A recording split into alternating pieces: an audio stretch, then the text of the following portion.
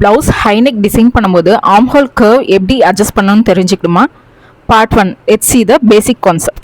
இப்போ ஒரு ரஃபான ஒரு ஷோல்டர் லைன் இங்கே போட்டிருக்கேன். இந்த ஷோல்டர் லைனில் இப்போ நம்ம ஷோல்டர் வந்து 14.5 அப்படின்னா 2ஆல் டிவைட் பண்ணால் 7.25. ஓகே, இந்த 7.25 நம்ம அப்படியே வச்சுக்கலாம். எதையும் நம்ம ரெடியூஸ் பண்ணணும்னு அவசியம் இல்லை. ஹைநெக் அப்படிங்கும்போது ஹைநெக்னா எது வரலும் இருக்குன்னா 1, 2, 3.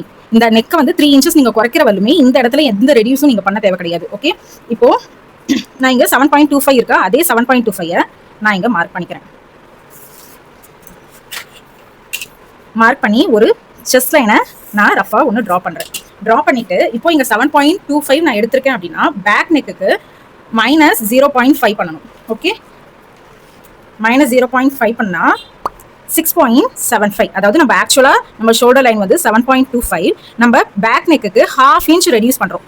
1/2 இன்ச் ரெடியூஸ் பண்ணி நம்ம 6.75க்கு நம்ம வரைகிறோம். ஓகே, ட்ரா பண்ணி எடுத்துடுறோம். இப்போ இதுதான் back neck, back armhole. இப்படி நீங்கள் ஸ்லாண்டிங்காக பேக்கு நீங்கள் வரையணும். அதே ஃப்ரண்ட்டுக்கு நம்ம என்ன பண்ணுவோம்னா இதில் வந்து 1 இன்ச் ப்ரையராக இருக்கும். அதாவது நம்ம ஷோல்டர் லைன்லேருந்து 1 இன்ச் ப்ரையராக மார்க் பண்ணி நம்ம இங்கே லைன் பண்ணிக்கலாம். ஓகே, இது பேக், இது ஃப்ரண்ட்டு. இப்போ இங்கே 1 இன்ச் நீங்கள் மார்க் பண்ணி ஆர்ம் ஹோல் பேக்குக்கு நம்ம ட்ரா பண்ண போகிறோம். இதில் நீங்கள் 1/2 நீங்கள் மார்க் பண்ணி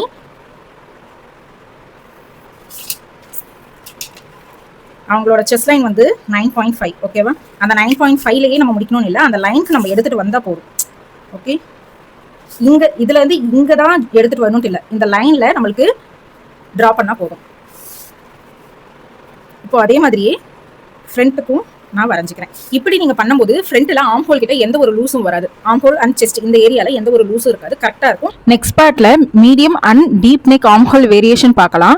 மறக்காமல் சேவ் பண்ணி வச்சுக்கோங்க. ஈஸி ஹேக்ஸ்க்கு ஃபாலோ பண்ண மறக்காதீங்க. Grow with us.